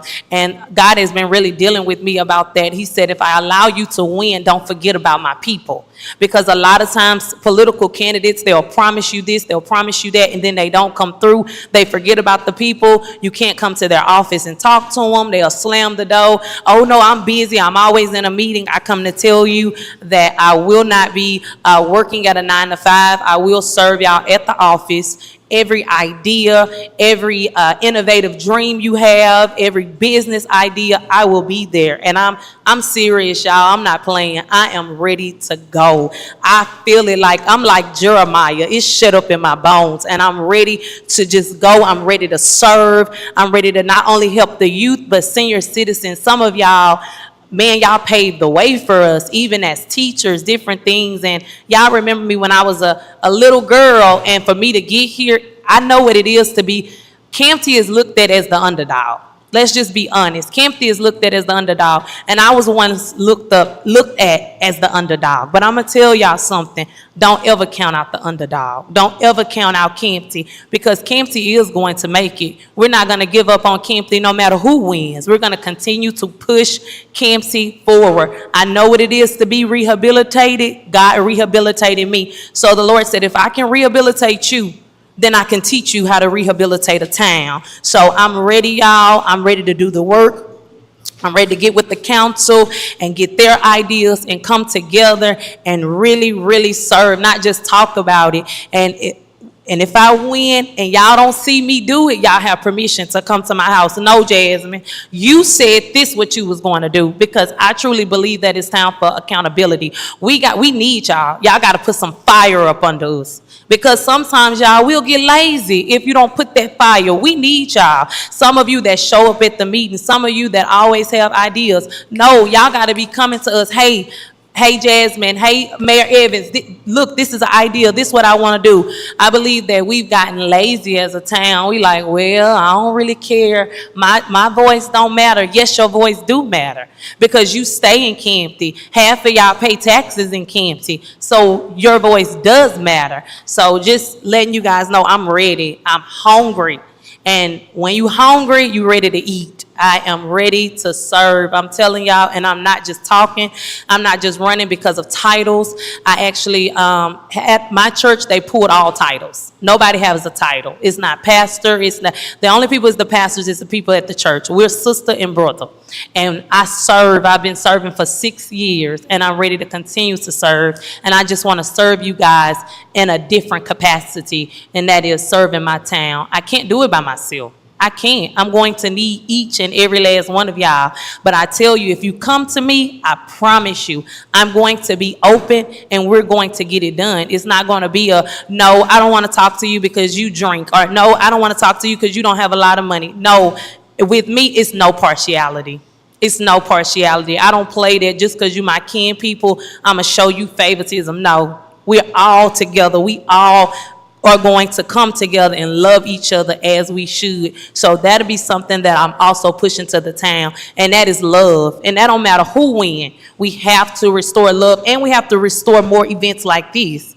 This is awesome. Being able to sit and talk and to hear Mayor Evans' ideas and the different things that's been going on with the town, and being able to let the public ask questions. We got to get this right here that's going on. We can't let it stop.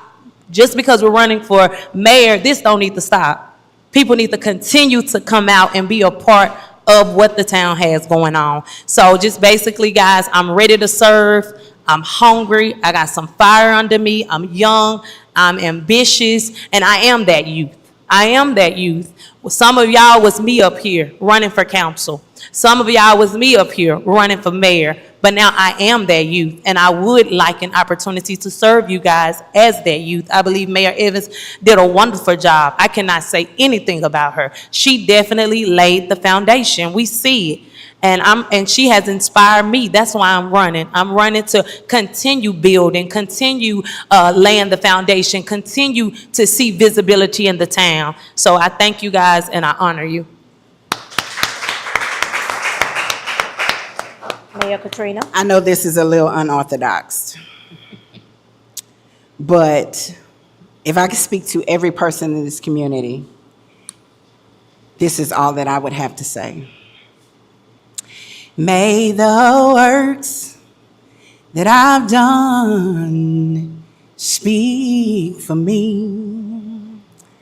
So everything that I have said tonight is visible.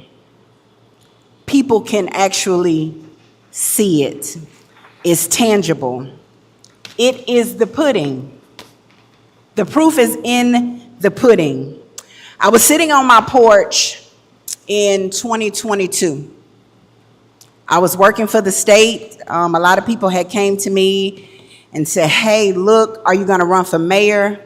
I said no, because I wasn't willing to leave that much money on the table. I was supervising at the food stamp office. And if I've never heard God's voice before, I heard him say run for mayor. And I immediately said yes. And I started mapping out a plan on the finances for my family. I have served this community for years without a title. And people will call me mayor and I'll tell them, hey, Trina is fine because I'm not in it for the title and I'm definitely not in it for the money.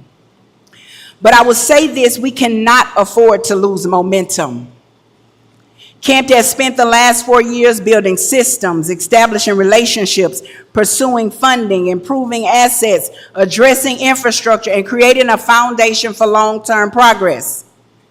A leadership transition always requires a period of learning. Learning the town's operations, its finances, its infrastructure, its grants, its relationships, its pending projects, and its processes. That is why continuity matters. When a community is in the middle of major infrastructure and revitalization efforts, we cannot afford to spend the next 4 years for someone to learn or simply figure it out. We need to know where we are and keep moving. The work before us is too important to approach without preparation. The needs are too great, the opportunities are too valuable, and the future of CAMPTI is too important. Well said. Let's give all the candidates a round of applause. And next, we're going to turn it over to the public, and we asking that y'all please limit your, because you know I'm a little long-winded too, so I know you get carried away there. Come on, but I want y'all to limit it to 3 minutes, and you can address the mayor or anyone you want to address. So go ahead. Do they need the mic? Some of y'all might be loud and you might not need the mic. Okay. And you need it because it's got to go on that. What you do. Oh. Yeah, so you have to. Yes, I really enjoyed the forum tonight. I think everyone did very well. Yes. And we are thankful to you for running to serve us. Now, everybody that knows me know that I'm very concerned about youth. That baseball program you were talking about, that was my brother. He was the one that did that. He came from Dallas. And when he passed away, nobody was willing to take up nobody wanted to continue. We need people in CAMPTI to do things like that. I had a tutoring program. When my health got bad, I couldn't do it anymore. I was selfish enough to want to be here for my family. But somebody has to take over from us old people. We are old and tired, and we need youngsters to take over. I'm very concerned that our youth can't read. Mr. Bush touched on that. Our children can't read. That's tragic. And we've got to do something about it. And I'd like to ask Mr. Bush, what do you think the school board can do to facilitate our children? How do they graduate not able to read? Well, that question goes a couple ways. You're exactly right. Part of that is the No Child Left Behind stuff that came along. And the push, the way that we score. The school performance scores. Your school performance scores were based off of people graduating, the amount of graduation people. Honestly, and I'm part of the system.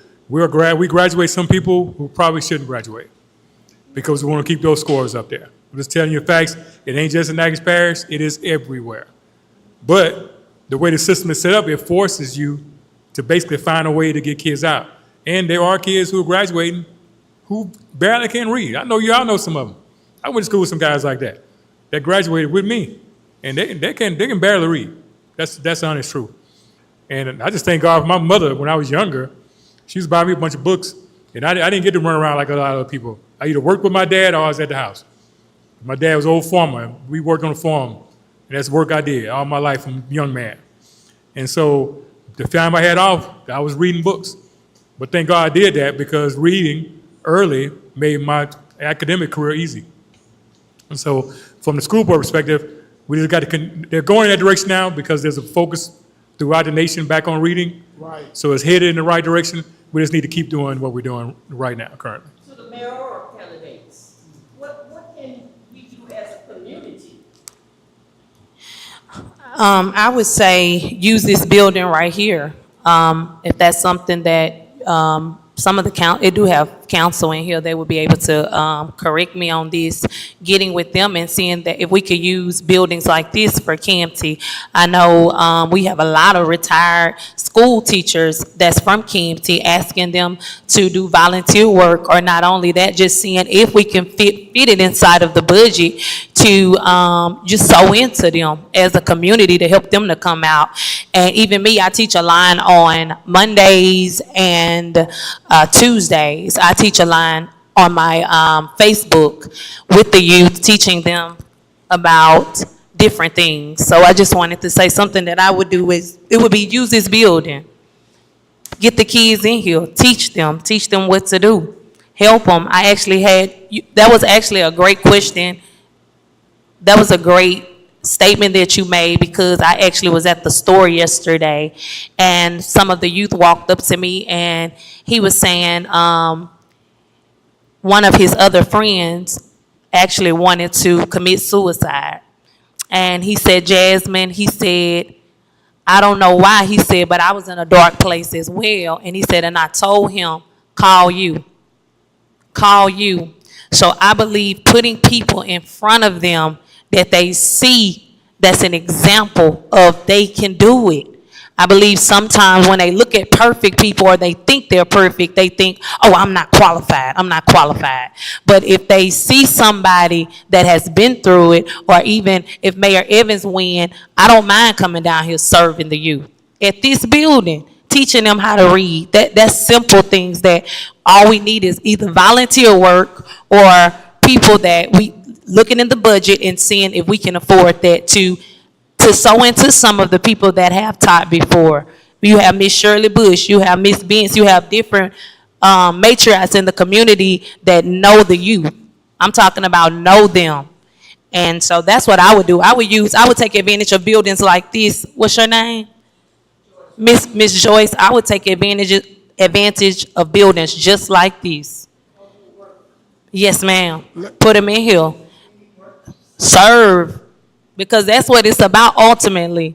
We can't do, everything can't be money. But I'm saying for me, it would have to be serving. But for some of the ones that's retired, just looking in the budget, seeing, if we have money that we can sow into them for coming and teaching how to read. And guess what that's doing? Putting money back into the citizens' pocket that can spend money back inside of the town. Let me say something right quick. Before Mayor Evans come, the model that DeSoto Parish is using is the same model that now Natchitoches is using, and DeSoto Parish, I think, is number 3 in the state. There was another model that we used, and it did well. Our children were reading. It was called the Spalding model. They were reading, y'all, and we decided, not me, because at that particular time I was not on the school board, we decided that because it worked so well, we need to discontinue it. Because they said it cost too much. Well, you're gonna have to either pay on the front end or you're gonna pay on the back end. And so we now are catching up because we model their system that they're doing now. And so having after school tutor programs and things like that is very important, but it comes back to, like Dr. Caesar Clark used to say, we've met the budget, but the problem is it's in your pockets. Yeah, so a lot of the things that we need done, it's some other folks stepping up to help get it done. Go ahead. To answer your question, former Mayor Robertson, what can we do as a community? I think the biggest thing is bodies. We need people, we need hands, because the mayor and the council can't do everything. So we need people who are willing to step up. We need to incorporate a program to use the student teachers at Northwestern. Maybe if it's 2 days a week, teaching sight words to 5-year-olds, because the system has determined by 3rd grade That's right. how many prisons they need to build. So if we don't start, and hear me again, we need people, we need bodies, we need people who are willing to say, I can give an hour, I can come for 30 minutes. We need people to step up, and we also need to encourage our kids to use the public library here. It is a resource that is not being used to its full potential. Take your children to the library, take your grandchildren to the library. And if you're not gonna do that, start reading a book to them at night, because reading a book to them at night encourages them to want to read. My granddaughter picks up a book. Now she knows some sight words, but she literally sitting there like she's 2, and she's literally sitting there like she's reading to you. So if you start them young, don't wait till they get to high school or junior high. We have to start with them when they're sitting on our laps. And so it starts again, back to us at home, and then it spreads abroad.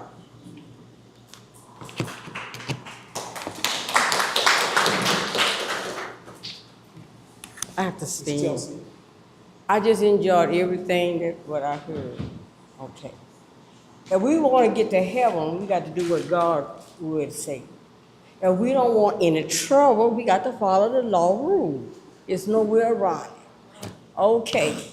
You talking about cleaned up camp. I don't know how long I've been in camp. I don't even try to keep up with it because I've been up here a long time. And I never have missed a year from cleaning up camp. Miss Caldwell, we got started with her. I think that's what we got started with. We would always been concerned about cleaning up CAMPTI when she was, it's been years ago. Ever since I know Rick, he been working on the water. I don't practice line. And I'm telling y'all, we not gonna ever get in the world in CAMPTI if we don't have the love of God wants us to have. Okay, we can change up on the mayor, okay? And so the next mayor get in the seat, she or he got a lot to do, because he got stuff under the table, it's gonna come out, okay? So if you don't come to the meeting, you don't know what's going on down here. Everybody wants to run for something this year. I ain't never seen any better meeting, and I holler miss a meeting. You hear what I say? So if we want to grow, we got to love and get together. You hear what I say? It's not just for a name, not just for a show. This is a job. This is a job. You got to have Jesus to have this job. You hear what I say? You got to have Jesus to have this job. And a good education. That's it. I'm telling you, I tell my children all the time, without Jesus and the education, you're not going to make it in this world. You got to have it. And he wants us to love all of us. God loves all of us the same. He don't have no respect to person. And I don't think anyone any more than me, you might have a better education than I have, but I'm Jesus' child. I tell anybody that. And I'm going to stand and tell the truth. I don't care where I go. That's it. Okay. Whoever get to see, I don't know. But we have a good mayor already. That's all I can tell you. I ain't heard nothing about no conflict going on. I ain't heard nothing about any money been missing since she been in the seat. You better say. So I'm going to tell her like it is, whether you like it or not. Thank you so much. Amen.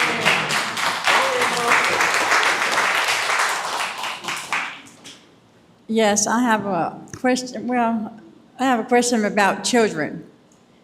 What about, okay, like last year, I seen these children, these like 4 or 5 kids, and the grandmother told me that they have missed 15 days of school. And school had already just be gone maybe 3 months, and they had already missed 15 days. What's up with that? How can we go by making that better? I mean, I don't know how to say it. Truancy. So they had missed 15 days, you say? The kids had missed 15 days? 15 days and 3 months. Yeah. Well, Last year, yes. now, I can't speak for negatives because I haven't had a chance to read their truancy laws yet. But just statewide, if they're on a block schedule, they should have been sent to fins at 5. Because basically 5 is fail. If it's a year-long schedule, at 10 you fail. So there's definitely something in the system and in the policy that's not being followed with that situation. But it also comes down to personnel. I think you got like maybe one truancy officer. Yeah, but we put together a truancy team. Okay. And it was doing a great job. And the meal hit some other So we lost money. thing, and we had to do ribs. And some of that, matter of fact, my wife became, but that was just at Natchitoches Central that played a part where she actually get on the phone, say, hey, there's got to be somebody that knows folks. Right. So she was calling these people or getting in her car, going and driving to see why or is your child missing this many days? And you'll find out a whole lot of fascinating things, the reason these children are missing. You know, Correct. It ain't just cut and dry, your child should be in school. And we know they should, but there are underlying issues that these children are not in school. You know, mama may be going to work, having 2 or 3 jobs, thinking that the child is at school. It's all kind of underlying issues. But it comes back down to manpower. It comes back down to being able to pay the truant officer and things like that. And let me tell you to piggyback on that. Also, when you see something like that as a citizen, you can report that yourself. You can call the school board office and actually speak to whoever's over attendance, and you can report that because honestly, that parent is failing that child. Now, it could be something else there, but there are a lot of services, and every parish has a lot of services, family services that can help them, but somebody has to know it to be able to reach out to them. So. Okay, that's. Okay, now hello, I'm Jade, and I've been listening to about what they say about the youth and about the kids, and like it don't matter, like whoever wins to be mayor, like I'm willing to like help with the youth, and like I'm not looking for anything like no money or anything. I'm not worrying about that because I had problems with reading and like catching on, so I didn't have the help. I didn't really learn how to read until like 4th or 5th grade. And I still had struggles like growing up in high school and stuff. So like I'm willing to help. So if y'all need help, or guess y'all can get my number, y'all can call. I'm willing to help the youth, and like I'm willing to serve. I serve all the time. We're not looking for anything and with a pure motive. So like I'm willing to help if you still be in the seat, or if Miss Jasmine wins and she be in the seat, I'm willing to help. I want to say thank you, because we don't have a lot of young people stepping up to help young people. Yeah. And so I appreciate that. I do. Anyone else? We hope we'll be able to have another forum before the actual election. I wanted to address a couple things. I'm willing to do leadership training because a lot of times it's a matter of folks not knowing what it is they're supposed to be doing. And being trained to know your job is important because you'll stay out the way of other folk if you know what you're supposed to do. I frequent talking to I call him my nephew, the mayor of Natchitoches. Told him this. I said, you've got a problem that you've had for a long time, and you addressing the problem, and folks are wondering why this, that, and the other is not happening. You got a water problem that you are not going to be able to get no industry to come into the town until you address it. And so he's addressing that, and people are wondering why you can't bring an industry in. Well, you got to have a certain amount of water for that. And so another thing was mentioned. So why would you fix a road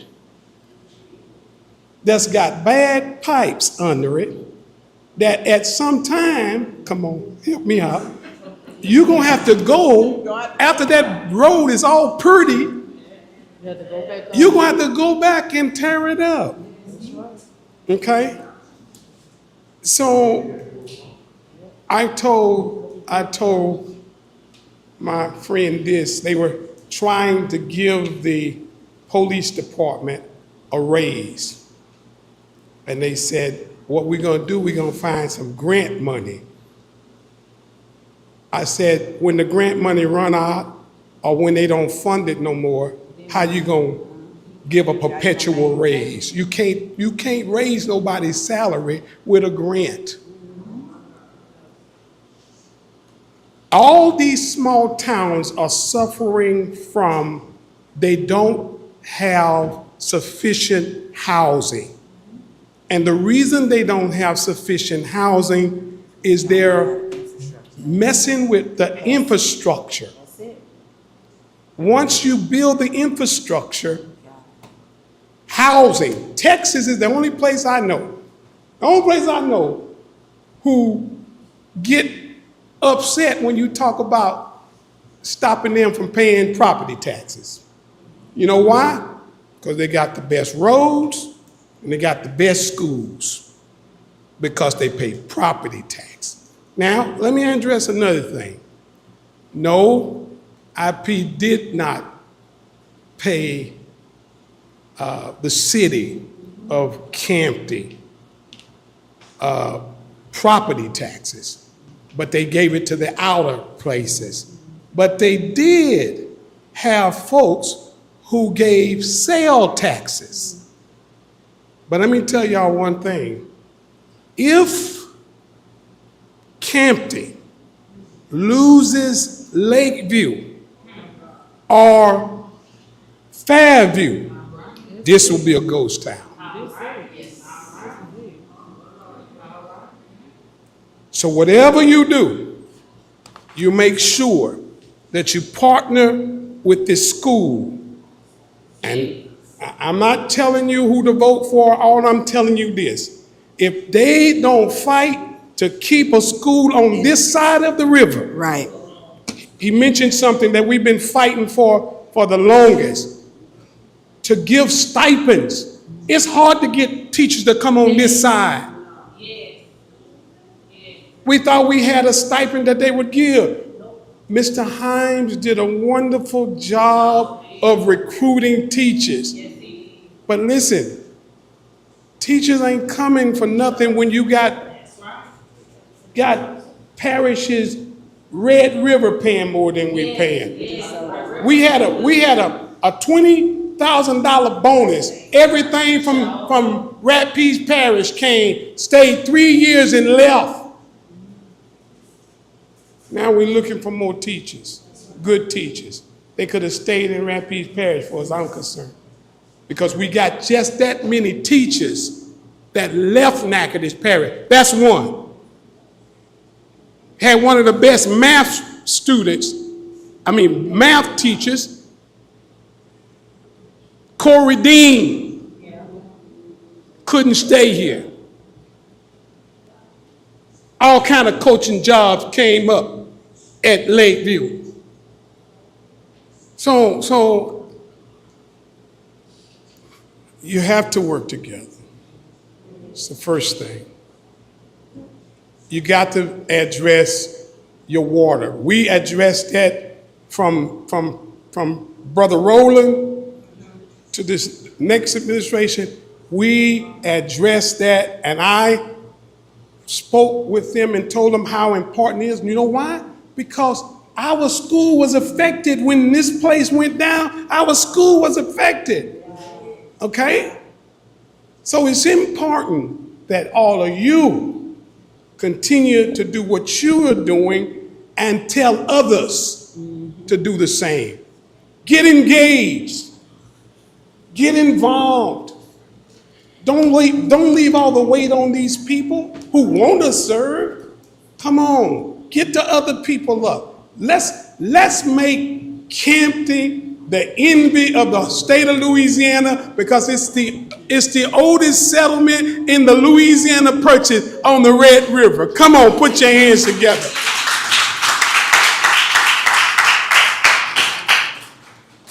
I'm not gonna hold you long. I'm just excited to see so many faces in here. This really means that y'all love your town, the town of Canton. That's right. So, y'all love it and makes me love it, and I enjoy my time here. And I hope y'all have a great night, and I hope y'all welcome us again for the next forum. So y'all have a great night. And like Arnold Schwarzenegger, we'll be back. So while you all are here,